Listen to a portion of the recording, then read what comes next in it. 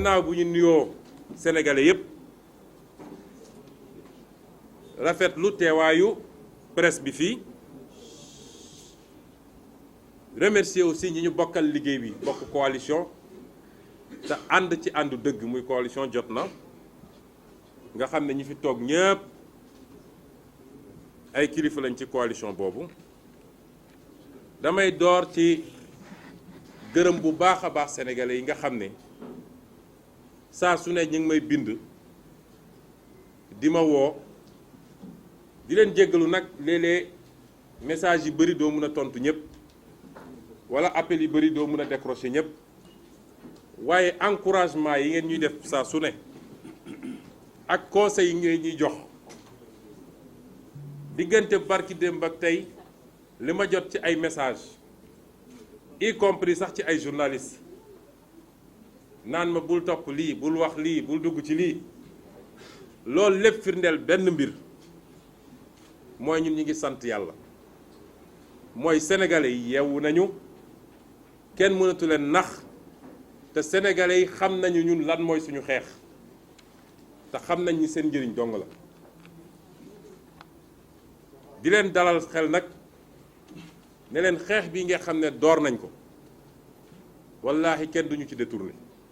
kenn mënuñ cee détourné keroog sama xarit sama frère Guy Marius Sagna dafa wax ju am solo biñ ko ne diw de la saaga mu ne leen mais ñu ñuy saaga sax ñun on se bat pour eux su dul ñoom it seeni doom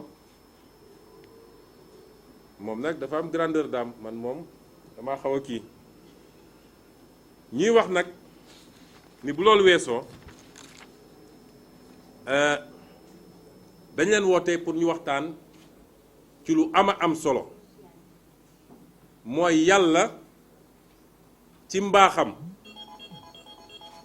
ak sénégalais yu bari li ñuy wax naan suñu ñaanu mag ñi waaye nag suñu ñaanu mag ñi bu feeñee ci meññit ñu toog di seetaan ba ñun niñ ci waroon jëfandikoo ñu ko ñun mérité wuñu mag ñooñu su dee mag ñi ñaan nañu yàlla nangu ñu ne Sénégal pétrole feeñ na fi or feeñ na fi zircon feeñ na fi fer feeñ na fi ñu ne ah jën gi bari na ci géej gi lépp a ngi fi macha allah ñu toog di sàggan di seetaan mennum Macky Sall ak ay ñoñam ñu jël loolu yépp jébaane ko bu boobaa ñun war nañu xoolaat ndax mérité nañu ñaanu mag ñooñu kon ñooñu seen jaan wàcc na waaye nag suñu rôle moo ci des ñun tey enjeu bi ñu andi tey ponk bi ñu bëgg a waxtaan ak waa Sénégal mooy yàlla ci mbaaxam ak yërmandeem bi mu am ci ñun ak ñeewantam daf ñoo baaxe fële ci Sénégal oriental booru Tambacounda fa ñuy wax Falémé muy pratiquement suñu frontière ak réew Mali yàlla wërsëgali ñu ci lu bëri ci alal lu jëm ci li ñuy wax fer mooy weñ gi xam nga weñ dañuy wax pétrole lu bëri di wax or lu bëri waaye dañuy fàtte ni weñ bokk na ci lu téye économie mondiale tey weñ boo xoolee ci salle bi rek pratiquement amul lu fi nekk te amul weñ xoolal trépied bi lii weñ la amul lu fi nekk te amul weñ àdduna bi yëpp soxla ko tey Chine rek li muy consommé ci weñ Inde li muy consommé ci weñ Amérique Europe kenn xamul nu mu toll yàlla nag may ñu ci te mayentuwuñu ndax yàlla buy maye day maye ba mu mat sëkk yàlla mayentewuñu dama bëgg Sénégalais yi déglu ma yàlla dafa naka la ñu koy waxee dafa kii rek sànni mooy dafa def nii ci koppar fooram rek sànni naka la fer boobu toll sama compte ci wolof nag dafa xaw a jafe waaye Ablaye wala kii Diallo Diop su ma waxee ci français nga wax ma naka la ci olof yàlla daf ñu may ca lañ fa gis te muy lu xam ne ñi seen xam-xam màcc ci loolu géologue yi ci liggéey dañ koo liggéey ba càmbar ko ne nangam la toll dafa mat ci lu ñuy wax 750 millions mooy téeméer juróom-ñaari téeméer ak juróom fukk ci ay millions ci ay tonnes ci fer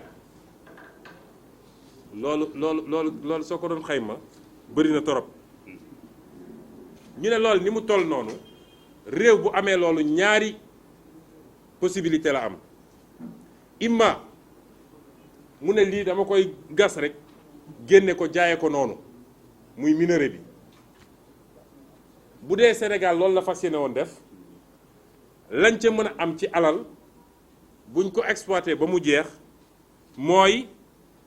33 000 milliards de francs CFA 33 000 milliards ah fanweer ak ñett ci junni ci ay milliards loo xam ne lu ñu Sénégal war a mën a am la suñ ko exploité ci loo xam ne transforme ko dañ ko génne rek jaay ko mu dem déet ëpp na fukki déedéet su doon ëpp na 300 fois le budget du Sénégal actuel léegi ñu ne ñaareelu possibilité bi mooy ñu ne nag léegi comme yàlla may nañu gaz xam nga li nga koy transformer gaz la ak pétrole ñu ne ah yàlla de ci mbaaxam dama wax léegi ni yàlla du mayantu yàlla su lay may day may ba mu mat réew yu dem yëpp dañoo jékki-jékki yàlla may leen waaye bi leen yàlla mayee dañoo am seen fulla ak fayda naar ya bu leen yàlla mayee muy Arabie Saoudite muy Qatar muy Dubaï dañoo am seen fulla téye seen alal tey ñoo moom 100% ci seen gaz ak seen pétrole moo tax gis nañ lañ ca am barki démb Norvège bi ko yàlla mayee pétrole ak nangam dafa am fulla moo tax mi ngi téye 100% ci alalam moo tax mooy réew bu ëpp indice de développement humain mooy foofu la ñi gën a seen dund gën a ñoŋe ci àdduna foofu la ne nu ñuy xaymaa nekkinu doomu aadama bu baax fa la gën a baaxee ci yooyu ñuy wax rek les pays scandinaves nun nag balaa may dee ñu naan malédiction amul de yàlla du la may ba pare di def malédiction parce que malédiction mooy lu jóge ci yàlla ñàkk fulla ak ñàkk njiit yu baax mooy suñu problème amuñu benn malédiction kon soo amee pétrole am gaz yàlla mayandoo la ko ak fer bi ñaareelu possibilité mooy nga ne duma ko jël rek jaaye ko noonu dama koy wëlbati parce que pour mu jógee ci mine bi ba nekk fer weñ bii nga gis wala inox bii nga gis dafa am nu ñu ciy liggéeyee wëlbati ko defaraat ko nga ne donc damay defar fii ay usine sidérurgique ma defar ko fii Sénégal bu ko defee li ma doon jaayee $88 bu doon dama ko jël rek jaay mën naa ko jaay tey à $700 ci marché bi donc boo xaymaa liñ ca mën a am ci fànn boobu mooy 157 500 milliards de francs CFA 157 500 milliards téeméeri junni ak juróom fukk ak juróom ñaar ci ay junni ci milliards loolu bari na de loolu bari na trop waaye du dara ci yàlla loolu lañu yàlla may waaw gannaaw bi ñu yàlla mayee lii lan la ci Macky Sall def lan la ci Macky Sall def fi mu toll nii loolu lañ leen bëgg a faram-fàcceel Macky Sall bi ñu yàlla mayee lii ba noppi ci version wolof bi mun naa tëb historique bi yépp fi ñu jaar njëkkoon ko jox ay sud-africain nangu ko ci ñoom ñu dem porter plainte ñu ne nañ leen fay 400 milliards Sénégal di ko fay président Blade joxaat ko indien yi ñooñu def ñu ñu war a def ñun Sénégal ñu yóbbu leen tribunal Paris ne ñun ñoo am dëgg ñu war ñoo fay 250 milliards Macky Sall ñëw ne leen jox la ñu 75 milliards rek doy na ma sëkk waaw 75 milliards rek ñun bëgguñu dara comme Sénégal nag dañoo wane ni bëgguñu dara ba tey ñu ñëwaat Macky Sall ne da koy jox benn kuréelu benn société wu Turquie bu tudd Tosyali yàlla nag may na ñu ñuy dem parce que la ñuy def dañ koy nëbb fi mu toll nii bi ñu yéegee ni sax man bi ma njëkkee wax am naa convention beeg nangam dégg naa coow ga jeex na ñu naan ku koy jox ak fu muy jëlee bi ñu jotee document bi damaa tëju xool ko parce que man sama carrière inspecteur des impôts yëpp kii inspecteur des impôts la woon moom it ñoo bokk promotion léegi génn na nekk enseignant nekk expert fiscal ni man sama carrière suñu carrière yëpp lii la ñu liggéey bi ma ko jëlee dama tëju xool lii lu mu doon ak lan lay wax waaye bi ma ko liiree ba génne ko guddi googu tëdd naa dama am insomnie dama ne Alaaji Macky Sall sañul lii xanaa insomnie laa am lan la Macky Sall def Macky Sall le 9 octobre 2018 ñeenti weer balaa ñuy def élection présidentielle xam nga président bu normal bu ñu demee ba mu des ay weer ci élection am na yenn contrat yoo xam ne waroo ko signé di engagé réew mi parce que mën na am doo continuer te li ñu daloon ci Petro-Tim loolu la ndax président Ablaye Wade dafa signé dañu signé contrat bi jotu la yeggali décret bi nguuram daanu Macky Sall ñëw te ñëpp nañu war a xam ne nag décret bi rek mooy jox àq yi mooy joxe droit yi mu ñëw ñu ne ko lii baaxul IGE ne ko lii baaxul bu ko joxe Franck Timis comme saay-saay la te muus na mu dem faxas Aliou Sall ne ko yow laa def sama gérant société Aliou Sall dem gis mag ji ne ko signal ma kon lay yoon mooy bu desee lu dul ay weer nga war a jeexal sa mandat am na xeetu contrat yoo xam ne waroo ko signé ci réew mi waaye comme suñuy dëgmal élection nag ñoom dañuy soxla koppar ndax seen politique yépp koppar la nu may def ba jënd nit ñi moo tax ñu dem signé yu mel nii le 9 octobre ñoom ñoo dem fekki Turquie Ankara Istanbul ba ñu demee signé diggante ku ñuy wax Fuat Tosyali moom moo représenté entreprise Tosyali Holding ak ki ñuy wax madame Sophie Gladima nga xam ne moom mooy suñu ministre bi ñu dénk lépp lu jëm ci mine yi ba ñu signé ñu ne lan mooy cëslaayu contrat bi ñu ne contrat bi ñaar la benn mooy ñooñu dinañu ñëw am fii Bargny ñu def fi benn usine boo xam ne day transformer fer bi ñaareel mooy dinañ leen jox suñu fer bi suñu weñ gi nekk fële ci Falémé bi loolu mooy ci say contrat bi ñu ne léegi ñaari phase day doon waaye boo dajalee seen investissement ñoom ñëpp ci gàttal ci franc CFA day doon 500 milliards de francs CFA première phase bi 60 milliards la deuxième phase bi 450 milliards ñaari boo ko booree muy 510 milliards de francs CFA moom la société Tosyali boobu war a ñëw investir Sénégal investissement boobu tuuti na trop ci li ñu war a jox Tosyali dinaa ci dellu si tuuti na trop boo koy méngale ak 2006 bi président Ablaye Wade di jox ArcelorMittal li mu demandé woon ArcelorMittal ñu nangu ko mooy 1100 milliards la ArcelorMittal waroon investir fii mooy deux fois plus waaye yemul ci loolu ArcelorMittal dafa waroon tabax ab raay buy jógee booru Tambacounda ba egsi Dakar 750 kilomètres de rail waaye ci contrat bi Macky Sall signé Sénégal mooy tabaxal Turquie raay bi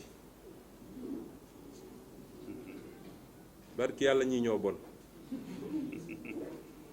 lii boo koy gis sa xol day jóg bokk na ci Ablaye demandé woon turc yooyu ba tey wala indien yooyu mooy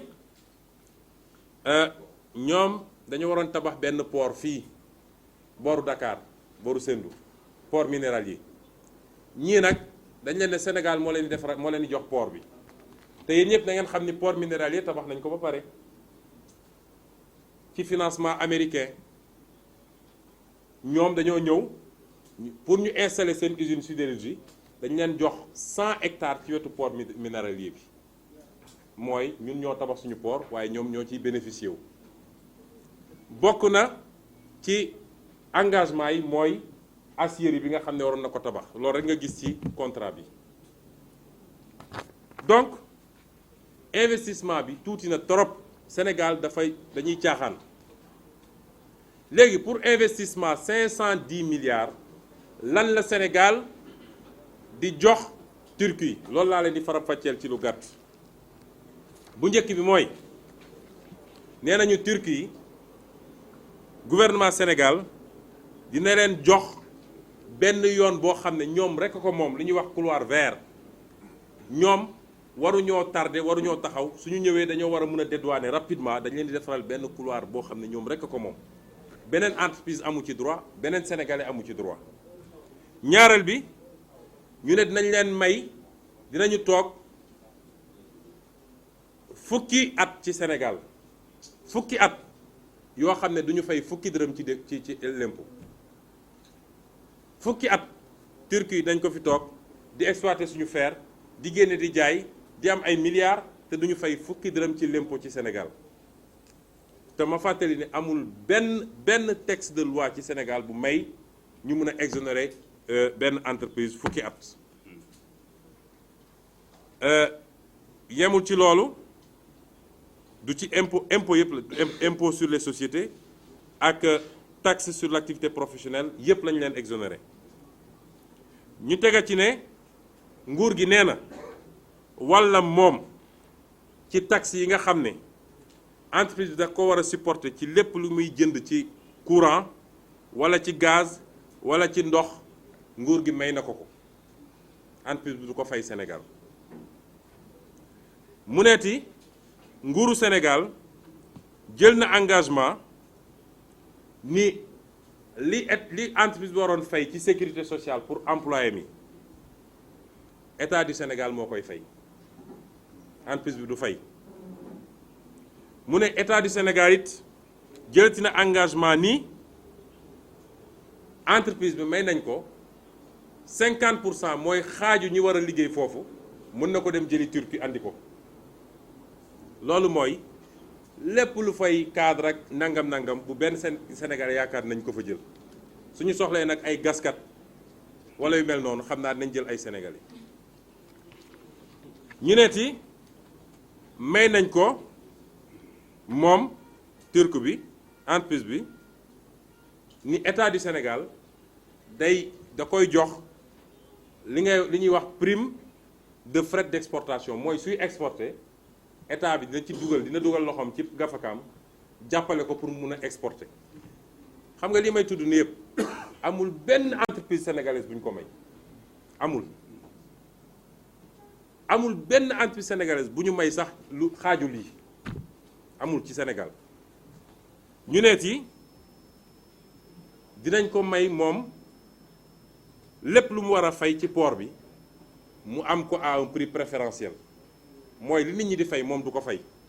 dañ ko koy wàññil defaraat ko ba du fay lu cher ñu neeti ba léegi ci accord bi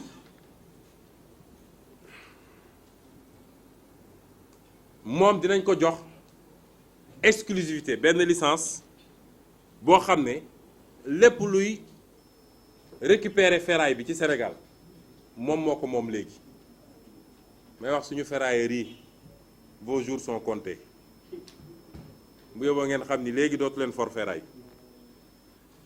suñu entreprise yi nga xam ne ñi ngi commencé judd ci domaine sidérurgie je crois que am nañ ci ñett ba ñeent yoo xam ne ñi ngi góorgóorlu di commencé di defar fii di truc yéen ñëpp takk leen seeni bagages bu yóbboo ngeen xam ni vous allez mettre la clé sous le paillasson li ñuy wax ñu ne tamit nañ ko defaral moom benn administration spéciale benn comité de pilotage ba nga xam ne lu mu soxla ci administration rek danaan nii rek ñu ne ko gongo du taxaw du ran amul problème. ñu neeti li mu war a def pour jëlee courant bi ak ndox bi ak leneen ak leneen yóbbu ko ci ay usine am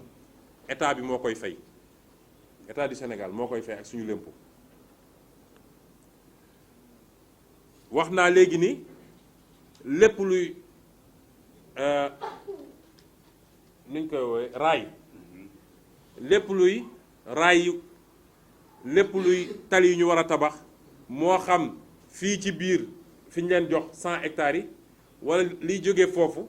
dem ba Tambacounda ñun ñoo koy tabax ñun Sénégal. su may wax état du Sénégal nag dama bëgg nit ñi xam ni su ma nee état du Sénégal mooy ñun état du Sénégal du Macky Sall. Macky Sall man li ma leen mën a wax mooy yow mi journaliste di ngay contribuer ci impôt Macky Sall du ko contribuer parce que moom de caisse noire ak yooyu lañ ko jox dañ koy jëndal rek andi yow au moins ci sa salaire ngay fay boo demee jënd diwlin fay nga TVA boo demee fay facture courant fay nga TVA Macky Sall fayul yooyu. Amérique nag bi mu am kër ma ngi fay impôt mais fii fay fi dara. donc su ma nee état du Sénégal bu gars yi toog naan état mooy Macky Sall ak gouvernement état mooy ñun su ñu nee état du Sénégal mooy fay lii li ma bëgg ngeen xam mooy suñu lempo moo koy fay mooy ñun ñoo koy fay. ñu delloo si ne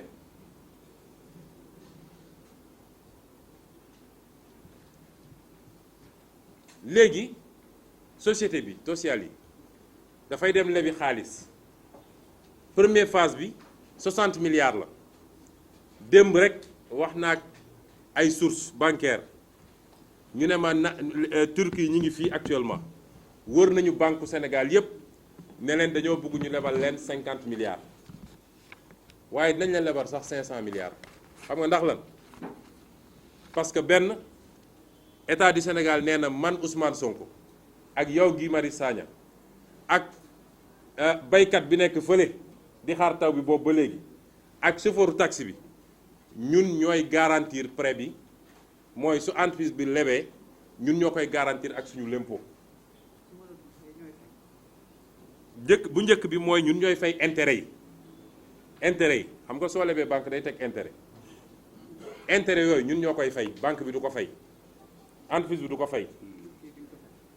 mu ne it ñaareel bi mooy bu demee ba entreprise turque bi mënatul fay ñun ñoo garantir su ma nee ñun dama ne la mooy man Ousmane Sonko yow Yacine Fall Bour Guédé mii toog ak nappkat bi ne fële ñun ñooy fay su Turquie demoon ba ne mënatuñu fay ñoo ngi ñibbi ñun ñooy fay waa loolu koo ko defal banque bu mu dem mu jox ko li mu bëgg lii musiba la man dama xamul Macky Sall ndax dafa gëlëm wala bopp bi dafa log-log man xamal lan mooy problème c'est très grave ba tax nee nañu tam foofu lay daanele état du Sénégal moom dina fexe ba Turquie du ñu am concurrent fii Sénégal mooy ñoom ñooy wër di xool kan mooy def ferraille ndax respecté na normes yi bu respecté normes yi ñu tëj ko ak yeneen yu mel noonu gis nga lii du guleet parce que tey soo wax naa leen léegi yéen ay journalistes yi ngeen su ngeen génnee léegi wala fi ngeen toog seen téléphone dugal leen rek social yi Algérie di ngeen gis ay articles yu bari yu ci wax ñii la ñu def ba jox ko monopole absolu bi ñu casser toute la concurrence lu ko neex lay def Algérie fi mu ne nii prix du fer nii la def Algérie mooy fixé lu ko neex te li mu am fii mu am ko Algérie parce que Algérie produire amu fa minerai de fer day jëli kii fële ñoo defar ko lii nag bu ko sénégalais yi nangoo parce que man toujours sénégalais yi laay waxal nee naa leen man Macky Sall Benno Bokk Yaakaar député am gouvernement am ñoom taxuñu maa wax ñoom ni ñu mel nañ ko ba noppi munoo fexe ba ñu soppiku parce que suñu amoon tuuti jom nag ak fi mu ne nii ni leen coow toppee ci dossier wu pétrole beeg gaz bi defe naa lii balaa ñu koy def nañu xoolaat mais su dee jàpp nañ ni si askanu Sénégal loolu neex nga def